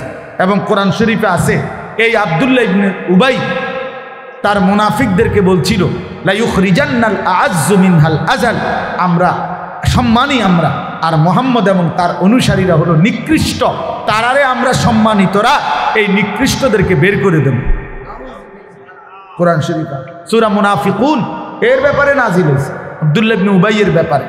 তো এই আব্দুল্লাহ ইবনে উবাই মারা গেছে। এখন নবী সাল্লাল্লাহু আলাইহি সাল্লামের ওই সাহাবী, ওর ছেলে, উনি আয়েশা বলছে ইয়া রাসূলুল্লাহ, আমার আব্বা জান আমিও জানতাম মুনাফিক, কিন্তু মুখে তো কালেমা পড়তো, আপনি কি তার জানাজা পড়বেন, তার জন্য একটু দোয়া করবেন। আল্লাহর নবী সাল্লাল্লাহু আলাইহি সাল্লাম নিজের সাহাবীর মহব্বতের কারণে আবেগে গেছেন, জানাজা পড়তে গেছেন। জানাজা পড়াইয়া আল্লাহর নবী হাত তুলছেন দোয়া করতে, দোয়া করতে, ওই হের ইস্তিগফার, তার জন্য মাফ চাইতেছিল। আল্লাহ তাআলা তখন কোরআন শরীফ নাজিল করে আল্লাহ তাআলা বলছেন সাবধান, কি করলেন বন্ধু? তখন আল্লাহ তাআলা বলছেন ইন তাস্তাগফির লাহুম 70 মাররাতান ফালান ইয়াগফিরাল্লাহু, নাকি ফালান ইয়াগফিরাল্লাহু লাহুম। এই সহজে আপনারা বুঝবেন। আল্লাহ বলছে হে নবী বন্ধু, আপনি যদি 70 বার, 70 মানে 70, 70 মানে কত? আপনি যদি এই মুনাফিকের জন্য আমি আল্লাহর কাছে একবার না 70 বারও যদি আপনি মাফ চান, আমি পরিষ্কার বলে দিলাম মাফ করব না। একেবারে দৈন্তার নয়, কেন মাফ করব না, মাফ করব না। এখন কি বুঝাইতে চাইছে আপনারা, বুঝছেননি কথাটা? মানে এখন কি বলতে চাইছে যে আপনি যদি তারে মাফ নেওয়াইতে হয় 71 বার কইতে হইব নাকি? 71 বার বললে আমি মাফ করে দেবো, এটা নিয়ে বুঝাইছে এখানে না। সব তাফসীরে এটাই আছে। অর্থাৎ আল্লাহ বুঝাইতে চাইছে আপনি যাকে যতবারই বলেন, যতবারই ইস্তিগফার করেন, আমি মাফ করব, আমি মাফ করব না বন্ধু। তাইলে সংখ্যা ব্যবহার করছে কত? 70, কিন্তু বুঝাইছে কত? এই জন্য মাহে রমজানে প্রতিটা আমলের নেকি অগণিত, অগণিত নেকি, অগণিত নেকি। এই জন্য বাপ চলেন আমরা হিম্মতের সাথে মাহে রমজান মেহনত করব ইনশাআল্লাহ। মাহে রমজান দেখেন, শেষ কথা হলো যেই কোম্পানি অথবা পাকা ব্যবসায়ী সে সিজন উপলক্ষে অতিরিক্ত মাল উঠায়, এই মুহূর্তে কাপড় ব্যবসায়ীরা আরও অতিরিক্ত 30 লাখ টাকার মাল উঠাইছে, আরও অতিরিক্ত 50 লাখ টাকার মাল উঠাইছে। কারণ তাদের এখন কাপড় বেচার মৌসুম, কাপড় বেচার সিজন। মহান আল্লাহ পাক, মহান আল্লাহ পাক রব্বুল আলামিন বলতেছে, বান্দা রমজান আমার বান্দাকে মাফ করার সিজন, রমজান আমার কোটি কোটি বান্দাকে, লাখ লাখ বান্দাকে জান্নাত দেওয়ার সিজন। আমি এই মাসে জান্নাত বেশি দেই, এই মাসে আমি জাহান্নাম থেকে মুক্তি বেশি দেই। এই জন্য ওয়ালিল্লাহি উতাকাউ মিনান নার, আমি আল্লাহ তাআলা জাহান্নাম থেকে মুক্তি দিতে থাকি এই মাসে। তো যেহেতু আমার এখন আখিরাতের সিজন, আমার জান্নাত দেওয়ার সিজন, জাহান্নাম থেকে বাঁচার সিজন, বাঁচানোর, এই জন্য আল্লাহ তাআলাও রমজান মাসে অতিরিক্ত ইবাদত আগের ইবাদতের সাথে আরো যোগ করে, আরো মাল উড়ায়, আরো ইবাদত দিছে আল্লাহ তাআলা। এই জন্য রমজানে আল্লাহ তাআলা আরো অতিরিক্ত আমাদের জন্য ইবাদত দিছেন। কি কি? মোটা দাগে যেমন 1 নাম্বার, এই 1 মাসের রোজা, এটা নতুন অতিরিক্ত ইবাদত সারা মাসের চাইতে। 2 নম্বরে ইফতারি, এটা ইবাদত কিনা? ইবাদত, এটা বুটমুড়ি না, এটা ইবাদত। ইফতার কি বুটমুড়ি? না না না, ইবাদত, ইবাদত। এনে বুটের মধ্যে নেকি, পেঁয়াজের মধ্যে নেকি, আলু চপে নেকি, বেগুনিতে নেকি, এরপরে টমাটোতে নেকি, খিরাতে নেকি, ধন্যবাদ নেকি, সবটা নেকি আর নেকি, নেকি নেকি আর নেকি। কথা বুঝছেন না? হ্যাঁ, ইফতারি ইবাদত নতুন করে দিছেন। সাহারি, শেষ রাত্রের যে খাবার, ওইটাও কি ইবাদত। তাসাহহারু ফাইন্না ফিস সাহুরে বারাকা। আল্লাহ নবী বলেন, তোমরা সাহারি খাও, সাহারির মধ্যে বরকত রয়েছে। তাইলে সাহারি এটা ইবাদত। এরপরে আপনার প্রতিদিন 20 রাকাত তারাবি। কয় রাকাত তারাবি? কয় রাকাত? কয় রাকাত? কয় রাকাত? আবার বলেন, আবার বলেন, আবার 20 রাকাত তারাবি, নতুন ইবাদত। 20 রাকাত তারাবি, 20 রাকাত তারাবি। কয় রাকাত? শুধুই 20 রাকাত তারাবি, শুধুই 20 রাকাত তারাবি, শুধুই 20 রাকাত। 8 রাকাত বলতে কোনো তারাবি নাই বেটা, 8 রাকাত বলতে তারাবি নাই, এটা নাই। 8 রাকাত তারাবি হয় না। 8 রাকাতে তাহাজ্জুদ হয়, 8 রাকাতে রাত্রি গভীরে তাহাজ্জুদ হয়।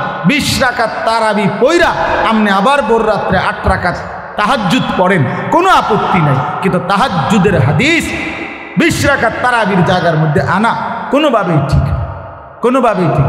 এই জন্য তারাবি কয় রাকাত? একটা মজার কথা বুঝেন, রমজানের হিসাব আল্লাহ রমজানে ক্লিয়ার করে। এটা তো আল্লাহর ফায়সালা, যেহেতু এটা কোনো আগ পিছ নাই। বান্দা এ মাসেই ইবাদত, এ মাসেই মুত্তাকি বানামু, এ মাসেই জান্নাত দিয়ে দিন। তো কাজেই 30 দিনের ভিতরে পাসপোর্ট নিলাম, 30 দিনের ভিতরেই ভিসা লাগবে, 30 দিন শেষেই জান্নাতের ফ্লাইটে উঠবা। তো সব এই মাসে আমি আল্লাহ গুছাইয়ে নিতে হইব, আলগা মাসে নিলে হইতো না, সব এনেই গুছাইতে হবে।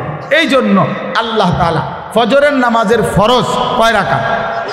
জোহরের ফরজ কয় রাকাত? কত হইল? আসরের ফরজ কয় রাকাত? কত হইল? মাগরিবের ফরজ কয় রাকাত? এশার ফরজ কয় রাকাত? কত হইল? বিতির ওয়াজিব কত রাকাত? কত হইল? বলেন না, আবার বলেন। এই ফরজ এবং ওয়াজিবের মধ্যে বান্দার আমলে যে ঘাটতি হয়, কিছু কমতি ত্রুটি বিচ্যুতি হয়, সুন্নত এবং নফল দ্বারা আল্লাহ তাআলা সেই ঘাটতি পূরণ করে দেয়। সারা বছর এটাই সিস্টেম আল্লাহ। তো আল্লাহ তাআলা যেহেতু বলছে আমার রমজানের এটা আলাদা হিসাব, ফাইল পত্র অফিস সব কিছু আলাদা, এটা কোনো আলগা মাসে নেওয়া যাইতো না, এখন এটা এখনই ক্লিয়ার। এই জন্য ডেইলির 20 রাকাত 5 ওয়াক্ত নামাজের ফরজ ওয়াজিবের ত্রুটি বিচ্যুতি আজকের তারাবি দিয়েই ক্লিয়ার, একদম ক্লিয়ার, ক্লিয়ার। কাজেই আলগা মাসে কোনো ঝামেলা নাই। এই মাসেই বেহেস্ত, এই মাসেই পাসপোর্ট, এই মাসেই ভিসা, এই মাসেই ফ্লাইট, ফ্লাইট, ঈদের দিন ফ্লাইট, আগে কাপড় চোপড় রেডি রাখবে শুধু। তাইলে তারাবি কয় রাকাত? 20 রাকাত। তাইলে আপনি যে 8 রাকাত তারাবি পড়েন, অথবা প্রথম 10 দিন আপনার মসজিদের বারান্দা পর্যন্ত জায়গা হয় না, পরে নাই। চাচা আপনি কই গেলেন? অসুবিধা নাই, টিয়া দিয়ালাম, ইমাম সাহেবের খরচ দিটা দিয়ালাম। ইমাম সাহেবরে নারাজ করতাম না, আমি জাহান্নামে গেলে কি ইমাম সাহেবটা ওনারটা ক্লিয়ার, ওমাইটা কি। সপ্তাহখানিক পরে মসজিদের মুসল্লি আর থাকে না, বুঝছেন না কথা? এটা আসলে উচিত? বলেন এটা উচিত না? এই জন্য আমরা ইনশাআল্লাহ তাহলে 20 রাকাত তারাবি। একবার বললাম রমজানের রোজা, এরপরে ইফতার নতুন ইবাদত, সাহারি নতুন ইবাদত মানে রমজান উপলক্ষে, এরপরে 20 রাকাত তারাবি, এরপরে কি রমজানের শেষ দশকের এতেকাফ।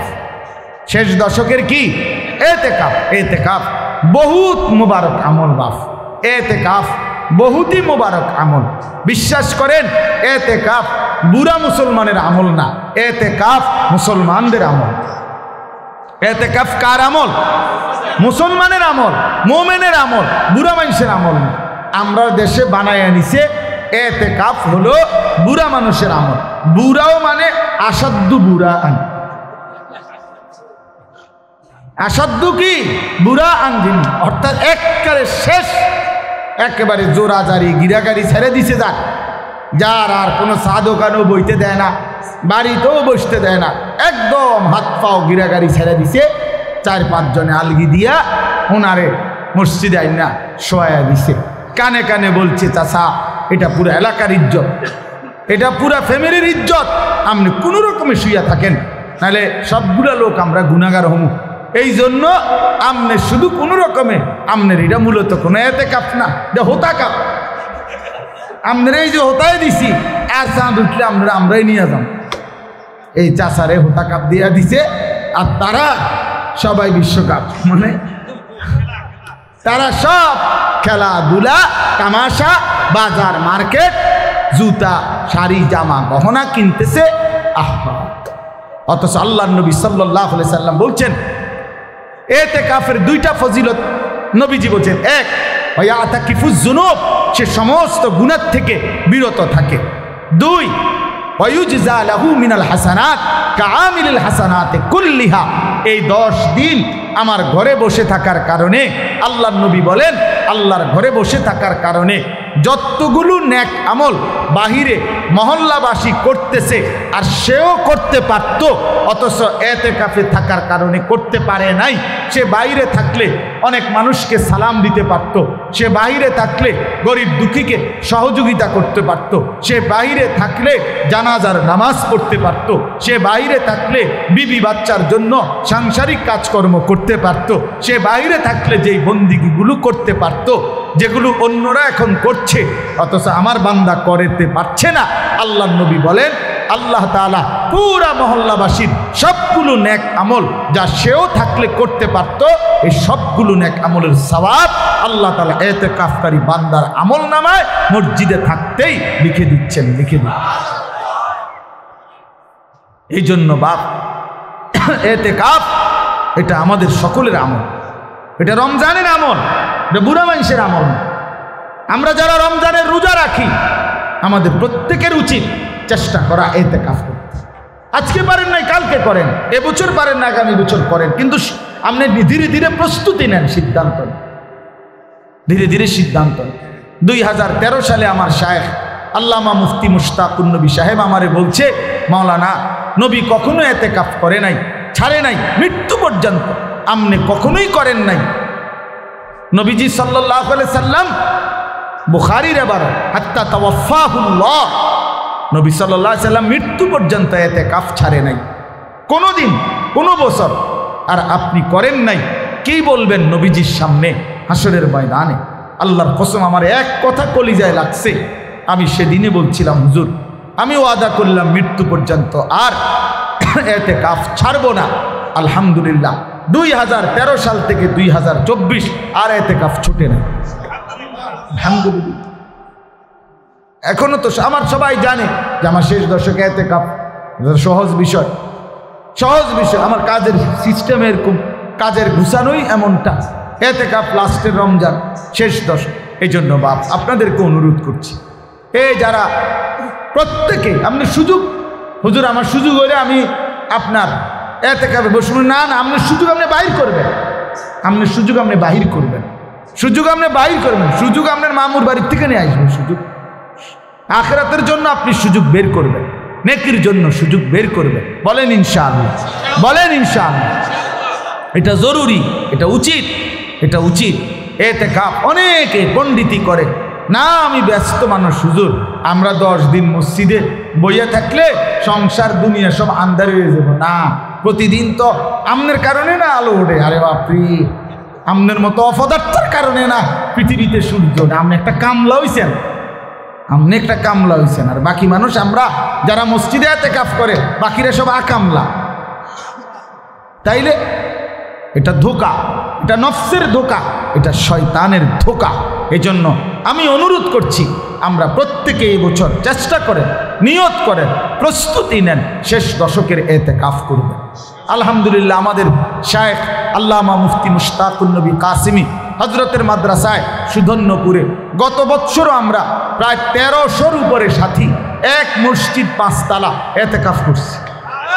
এক মসজিদে 1300 লোক ইতিকাফ করছে।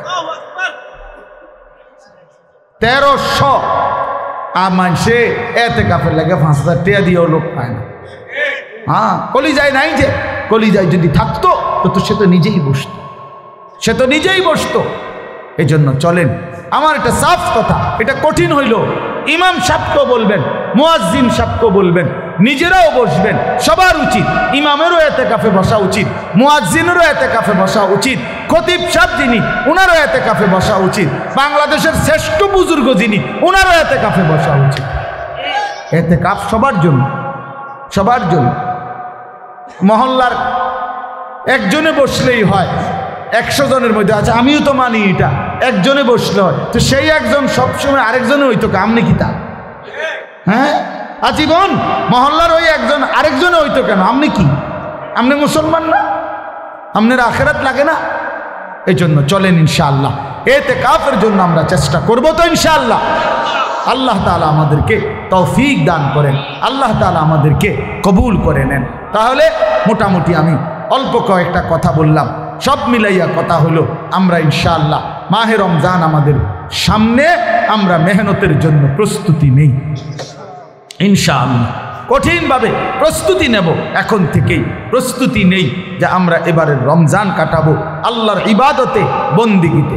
গুনাহ ছেড়ে দিয়েন, মিথ্যা হারাম রোজগার ছেড়ে দেন, অবৈধ উপার্জন রমজানে ছেড়ে দিয়েন, এখন থেকেই অভ্যস্ত হন।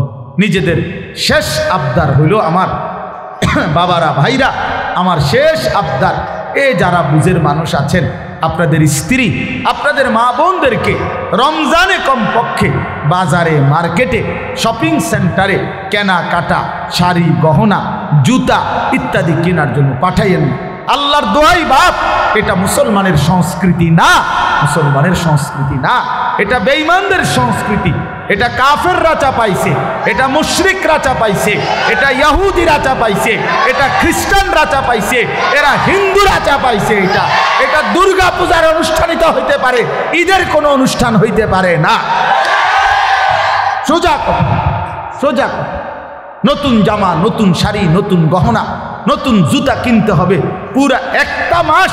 আহা, আল্লাহ তাআলা বলে বান্দা রহমত নাও, আল্লাহ তাআলা বলে বান্দা মাগফিরাত নাও, আল্লাহ তাআলা বলে বান্দা জাহান্নাম থেকে মুক্তি নাও। আর ওই অসভ্য মহিলা, এই বেহায়া মহিলা বলে আল্লাহ তোমার নাজাত তোমার কাছে রাখো, আমি জুতা কিনতে চাই, জুতা কিনতে চাই, আমি জুতা কিনতে চাই, তোমার মাগফিরাত তোমার কাছে রাইখা দাও, আমার জামা দরকার, আমার শাড়ি দরকার, আমার গহনা দরকার, আমার অলংকার দরকার, আমি এগুলা কিনতে চাই। এই জন্য পুরাটা রমজান মহিলার ঘাম বাইয়া বাইয়া পড়ে ঘুরতেছে জুতা। কি গো বই কিনা হয়েছে না জুতা? না, কি সমস্যা? কালার সহেজ হইলে রং সহেজ হয় না, রং সহেজ হইলে কালার, একটু ডিপ চাই হইতে দেয় লাইট, লাইট হইলে ডিপ, মানে আসল কত হইল গুরন, শুধু আসল কত হইল গুড়া, গুড়া। ইফতার চলে গেছে, রাতের 9টা বাজে গেছে, এখনো নাফরমান মহিলা ঘরে ফিরে না। এই জন্য আমি বহুদিন প্রস্তাব দিছিলাম বিভিন্ন মার্কেটওয়ালা ঘরে, আপনারা যদি রমজান উপলক্ষে মার্কেটের ভিতরে বোর্ডিং খুলতেন ভালো ছিল। আর এ বুড়িরে যদি বুঝাইয়া কইতেন যে আপনি তো সকালে আইয়েই লাইবেন, তার এই রাইতে দূরে লেগে কিনতেন যাইবেন, আমরা এখানেই ভাত তরকারির ব্যবস্থা রাখছি। হ্যাঁ, আপনি সেহরি খাইয়া আবার সকাল থেকে কিনা শুরু করবেন রাত 12টা পর্যন্ত। এইটা মাকসুদ ভাই দেখেন আলাপ করা যায় কিনা আপনাদের লাকসাম থেকে, আপনি তো ব্যবসায়ী, এই জন্য দেখেন আপনি এটা পরামর্শ খারাপ হইত না যে রমজান উপলক্ষে বোর্ডিং চালু করে। বহুত লোক পাওয়া যায়, এতেকাফে লোক পাওয়া যায়, ঠিকই বলছে আদি যে এতেকাফে লোক পাওয়া না গেল এই সময়ের বোর্ডিং এ লোক পাওয়া যায়। আস্তাগফিরুল্লাহ, হায়া হওয়া উচিত, লজ্জা হওয়া উচিত, শরম হওয়া উচিত। আল্লাহ তাআলা আমাদেরকে বিবেক দান করেন, আল্লাহ তাআলা আমাদেরকে আখিরাতের ফিকির দান করেন, আল্লাহ তাআলা আমাদের প্রত্যেকের জিন্দেগি সুন্দর করে দেন ইনশাআল্লাহ। আমার বাপ, আপনাদের কাছে আমাদের অনুরোধ, আপনারা মেহেরবানি করে আমাদের মাদ্রাসার জন্য দোয়া করবেন। আমাদের এই মাদ্রাসায় আশরাফুল উলুম ময়নামতি আলহামদুলিল্লাহ এখন রমজান উপলক্ষে আবার নতুন করে ভর্তি কার্যক্রম চলবে। নুরানি বিভাগে ছোট বাচ্চাদেরকে ভর্তি নেওয়া হবে, কিতাব বিভাগে আমাদের যারা হাফেজ হয়, ফারেগ হয়, তো তাদের জন্য কিতাব বিভাগে উর্দু, তাইসির, মিজান, নাহবে মীর হেদায়েতুন নাহম বাংলা হিসাবে হলো ক্লাস 8 পর্যন্ত আমাদের এখানে পড়ালেখার ব্যবস্থা আছে এবং নুরানি নাজারা হিফজ নিয়ে আলহামদুলিল্লাহ প্রায় 450-র মতো ছেলে আমাদের এখানে পড়ালেখা করছে। তো আপনাদের কাছে অনুরোধ, আপনারা আপনাদের বাচ্চাদেরকে আমাদের এই মাদ্রাসায় ভর্তি করাবেন ইনশাআল্লাহ। আমাদের বাংলা, অঙ্ক, ইংরেজি সব বিষয় সমানভাবে গুরুত্ব দিয়ে আমাদের এখানে পড়ানো হয় ইনশাআল্লাহ। এরপরে রমজান উপলক্ষে বয়স্ক, মুরব্বী, স্কুল, কলেজ, ইউনিভার্সিটির যে কোনো ব্যক্তি ইচ্ছা করলে 10 দিন, 5 দিন, আপনার যে কয়দিন সুযোগ হয়, অথবা টানা 25 দিন, মানে পহেলা রমজান থেকে 25 রমজান পর্যন্ত স্কুল, কলেজ, বিশ্ববিদ্যালয় এবং বয়স্ক, মুরব্বী সবার জন্য কোরআন শিক্ষা, জরুরি মাসআলা মাসাইল শিখার আলাদা প্রশিক্ষণ কোর্স আমাদের মাদ্রাসায় অনুষ্ঠিত হবে। আপনি বা আপনার পরিচিত কেউকে সুযোগ থাকলে আপনি পাঠাইয়েন, আপনাদের কাছে আমরা অনুরোধ করলাম। এরপরে আপনাদের ইনশাআল্লাহ আমরা এই মাদ্রাসায় চাচ্ছি আমরা একটা ধারাবাহিক সারা বছর ব্যাপী আমাদের মাদ্রাসার একটা ক্লাস চালু করতে, যেখানে স্কুল, কলেজ, ইউনিভার্সিটি এবং বয়স্ক যে কেউ যে কোনো সময় আইসা পড়তে পারে, যার সময় যতক্ষণ পড়বে ততক্ষণ। এইটা হলো আমার স্লোগান। মানে মাদ্রাসার ক্লাস হবে একটা এরকম আলাদা ওস্তাদ, আপনার 3 ঘন্টার জন্য আসছেন তো একটা সূরা শিখেন, একদিনের জন্য আসছেন তো 2টা সূরা শিখেন, রুকুটা ঠিক করেন, সেজদাটা ঠিক করেন। আপনি 3 দিনের জন্য আসছেন তো 4টা-5টা সূরা ঠিক করেন। এইভাবে আপনার যার সময় যতক্ষণ পড়বে ততক্ষণ, এইভাবে আমরা ইনশাআল্লাহ একটা ক্লাস চালু করার উদ্যোগ নিতেছি। জায়গা ঘাটতি, আমাদের রোম আর নাই, যে কদ্দুর রোম আমার আবু বকর ভাই করে দিছে আজকে 200 বছর আগে, ওই যে আছে এখানে, আর কোনো ব্যবস্থা নেই এখন, আর কোনো দিক দিয়া কোনোখানে একটা নতুন রুম আর ব্যবস্থা নাই। নতুন জায়গায় আল্লাহ তাআলা আমরা মাদ্রাসার জন্য জায়গা কিনা হয়েছে আলহামদুলিল্লাহ, অনেক টাকা আমরা ঋণী আছি মাদ্রাসার এই জায়গার। আপনাদের কাছে অনুরোধ, মাদ্রাসার জায়গায় আপনারা আপনাদের মহব্বতে দিল খুলে অংশগ্রহণ করেন, বরকত হবে ইনশাআল্লাহ। মাদ্রাসার 94.5 শতক জায়গা একটু একটু করে যদি দেন বরকত হবে। একদিন এখানে মসজিদ হবে, মাদ্রাসা হবে, আল্লাহ চাইলেই হবে, আল্লাহ করলেই হবে ইনশাআল্লাহ। ইনশাআল্লাহ বড় সড়ো কমপ্লেক্স করার ইচ্ছা আমাদের এই মাদ্রাসার ওই জায়গার মধ্যে। এই জন্য আপনাদের কাছে অনুরোধ, মাদ্রাসার জায়গাতে অংশগ্রহণ করেন এবং রমজান মাসে এখানে ছাত্ররা ইফতার করবে, ওস্তাদরা ইফতার করবে, আরও অনেক সাথী অতিরিক্ত আসবে। আপনাদের কাছে এখানেও অনুরোধ করলাম, ইফতারের ফান্ডে রমজান মাসে বাচ্চাদের ইফতারের জন্য এখানেও আপনাদের সুযোগ থাকলে আপনারা কিছু সহযোগিতা করেন। যার যেটুকু সহযোগিতা হয় আল্লাহর জন্য দিলে, আল্লাহর জন্য খরচ করলে বাপ কখনোই কমে না। কারো দান, কারো সাদাকায় আল্লাহ তাআলা কমায়া দেয় না, দান সদকা কমে না, বরং সুদ ঘুষ যদিও দেখতে মনে হয় বাড়ে, কিন্তু খোদার কসম আল্লাহ বলছে কমে। হারামে কমে, হালালের মধ্যে কি হয় না, কমে না। এজন্য আপনারা মাদ্রাসার জমিতে পারলে দান করেন এবং রমজানের ইফতারের ফান্ডে সুযোগ থাকলে দান করেন।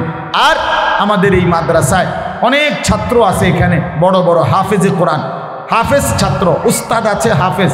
আপনাদের এলাকার আশপাশের যেখানে হোক, যদি কোনো মসজিদে তারাবির জন্য, খতমে তারাবির জন্য একেবারে আমাদের ছাত্র, আমরা একেবারে খুশি দিলে ফি সাবিলিল্লাহ, আল্লাহর সন্তুষ্টির জন্য আমাদের ছাত্র উস্তাদ কোরআন শরীফ হেফজ পড়াবে, তারাবি পড়াবে, এই হিসাবে যদি কারো প্রয়োজন হয় তা আমাদের মাদ্রাসার সাথে যোগাযোগ করলে আমরা আপনাদেরকে খতমে কোরআনের জন্য হাফেজ সাহেব দেওয়ার চেষ্টা করব ইনশাআল্লাহ।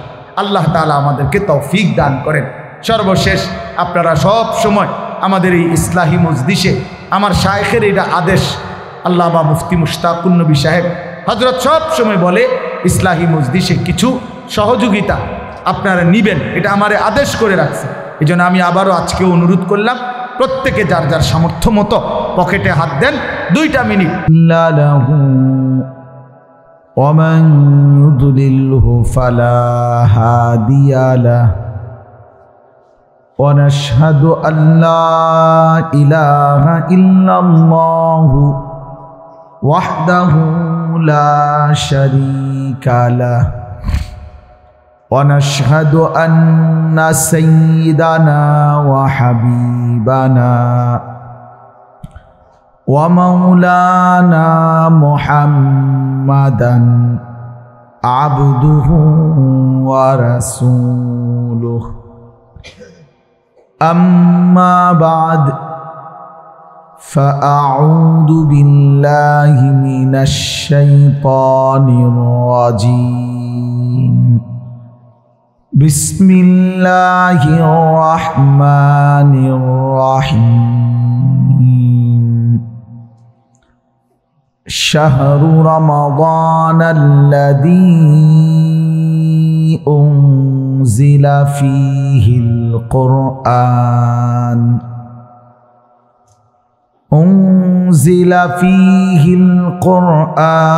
هدى للناس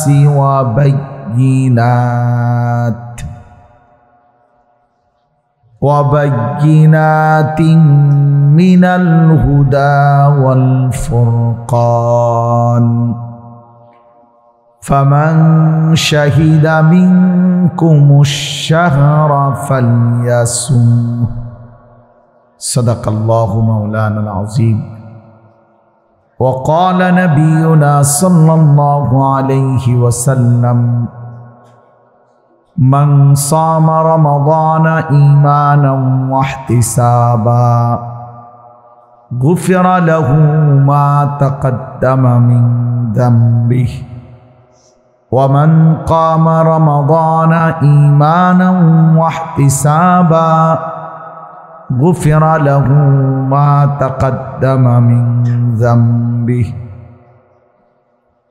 اللهم صل على محمد وعلى آل محمد كما صليت على إبراهيم وعلى آل إبراهيم إنك حميد مجيد اللهم بارك على محمد وعلى آل محمد كما باركت على إبراهيم وعلى آل إبراهيم إنك حميد مجيد سبحانك لا علم لنا إلا ما علمتنا إنك أنت العليم الحكيم القرآن شريف دوسه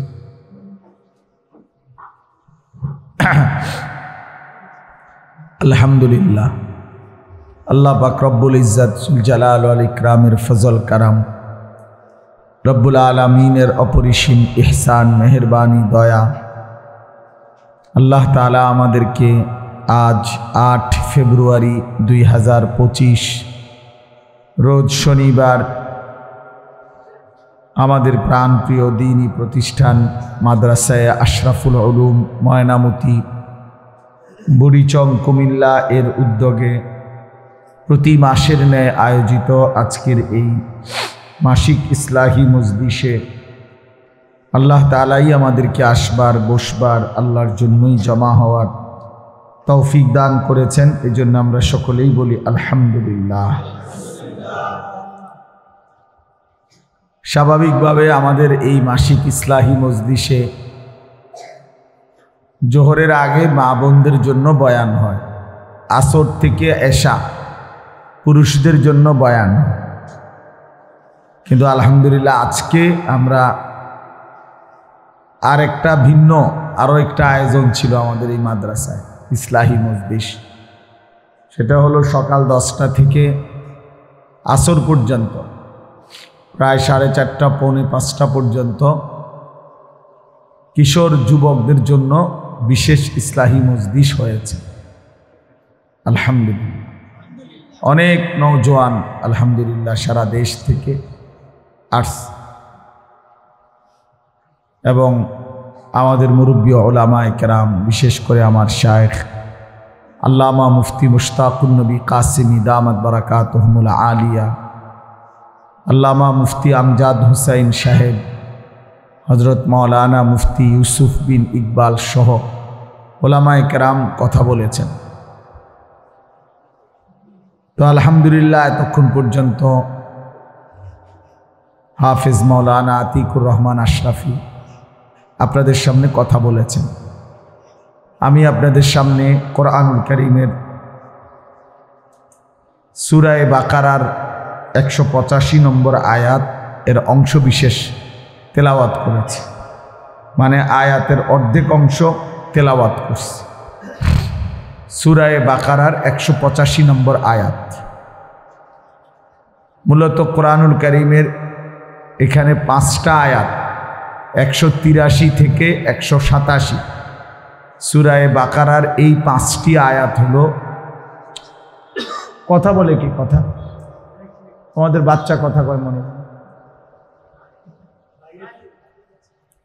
এই 5টা আয়াত হলো মাহে রমজান সম্পর্কে। কোরআনুল কারীমে একসাথেই মাহে রমজানের উপরে আলোচনা। এই 5টি আয়াতের মধ্যেই কোরআনুল কারীমের মাহে রমজানের উপরে আল্লাহ তাআলা প্রয়োজনীয় কথা, দিক নির্দেশনা উল্লেখ করেছেন। এজন্য প্রত্যেকের উচিত কোরআনুল কারীমের এই 5টি আয়াত রমজানের পূর্বেই পড়ে নেওয়া, শুনে নেওয়া উচিত। তাইলে সুবিধা হলো আল্লাহ পাক রব্বুল আলামিন রমজান এবং রোজা সম্পর্কিত যা বলেছেন তা সংক্ষেপে শুনে নিল, এতে করে তার নিজেরই ফায়দা হবে এবং আমলের মধ্যে অনেক উপকার হবে।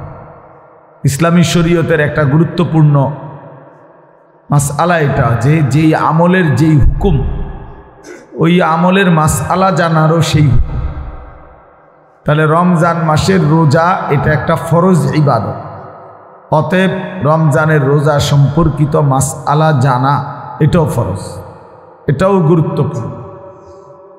অনেক গুরুত্বপূর্ণ মাসআলা এখানে আছে, যেখানে ছোটোখাটো কোনো ভুলের কারণে রমজান রোজা ত্রুটিযুক্ত হয়ে গেল, তাহলে ব্যক্তি তো আমল করছিল ঠিক, কিন্তু সামান্য ভুল বা অজানার কারণে তার আমলটা বাদ হয়ে গেল।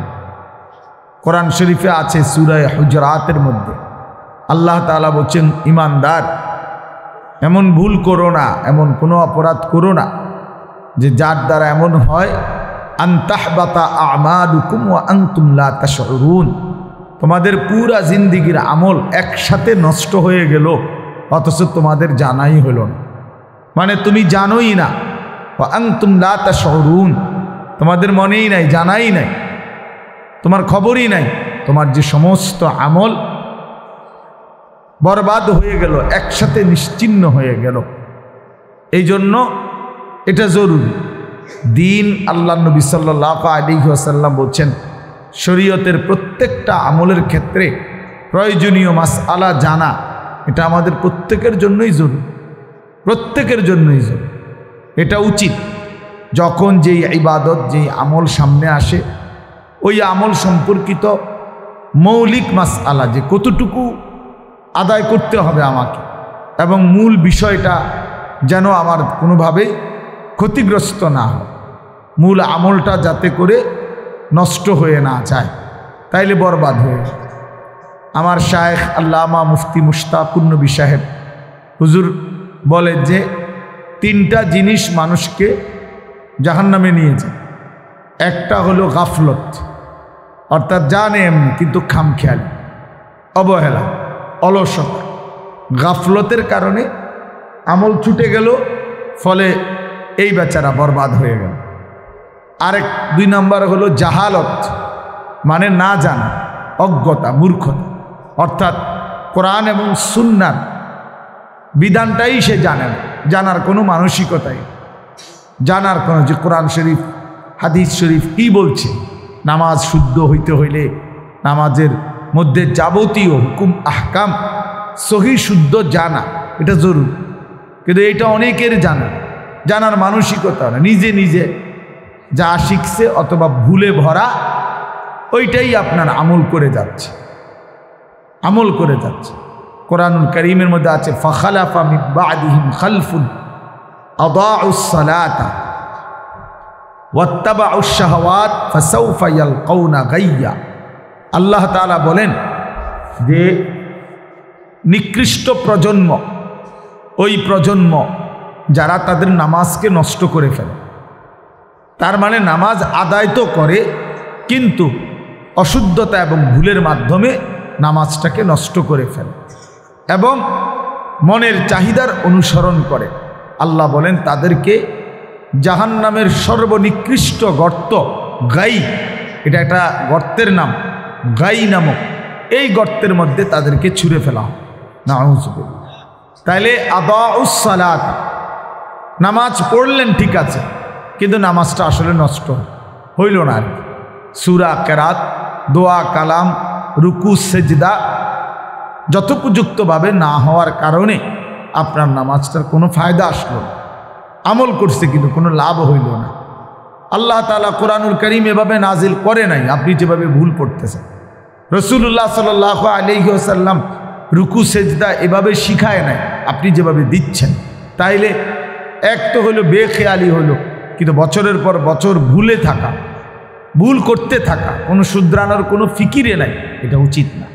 তাহলে এই জন্য বললাম মানুষের বরবাদির জাহান্নামী হওয়ার দ্বিতীয় কারণ হলো জাহালত, অজ্ঞতা, মূর্খতা, দিন সম্পর্কে না জানা। 3 নাম্বার হলো দলালাত, পথভ্রষ্টতা, অর্থাৎ আল্লাহ তাআলাই তাকে অব্যাহত গুনাহ নাফরমানির কারণে আল্লাহই তাকে গুমরা করে দিয়েছে। আর সে এখন আর কল্যাণের পথ চিনে না, হকের পথ চিনে না, আখিরাতের রাস্তা চিনে না, জান্নাতের পথটা বোঝেই না, সে বিষয় বোঝেই না। দলালাত, পথ হারা, পথভ্রষ্ট, এই পরিমাণ গুনাহ এবং নাফরমানি আল্লাহর অবাধ্যতা করছে যে আল্লাহ তাকে আখিরাত ভুলায় দিয়েছে। নাউযুবিল্লাহ। ওয়ালা তাকুনু কাল্লাযীনা নাসুল্লাহা ফাআনসাহুম আনফুসাহুম। আল্লাহ তাআলা কোরআনুল কারীমে বলেন, বান্দা এমন হইও না যে আমি আল্লাহকে অনেক দিন ভুলে গেলাম। বেশি ভুলে গেলে একদিন আমি তোমাকে তোমার পরিচয় ভুলায় দেব। তো ওই আয়াতে তাফসীর আছে, অর্থাৎ তোমার আখিরাত, তোমার কবর, তোমার হাসর, তোমার মিজান, তোমার ফুলসেরাত, তোমার জান্নাতের কথা একদম ভুলায় দেব। 24 ঘন্টা তোমার কলিজায়, তোমার জিন্দিগি, তোমার সব কিছুতে শুধুই দুনিয়া, দুনিয়ার ভোগ বিলাসিতা, দুনিয়া খাইয়া পইরা পার করা, এইটাই তোমার থাকবে। আখিরাত টোটালি ভুলে যাবে। উলাইকা হুমুল ফাসিকুন। আল্লাহ বলেন আর তারা তখন হয়ে থাকবে ফাসিক, প্রকাশ্য পাপী।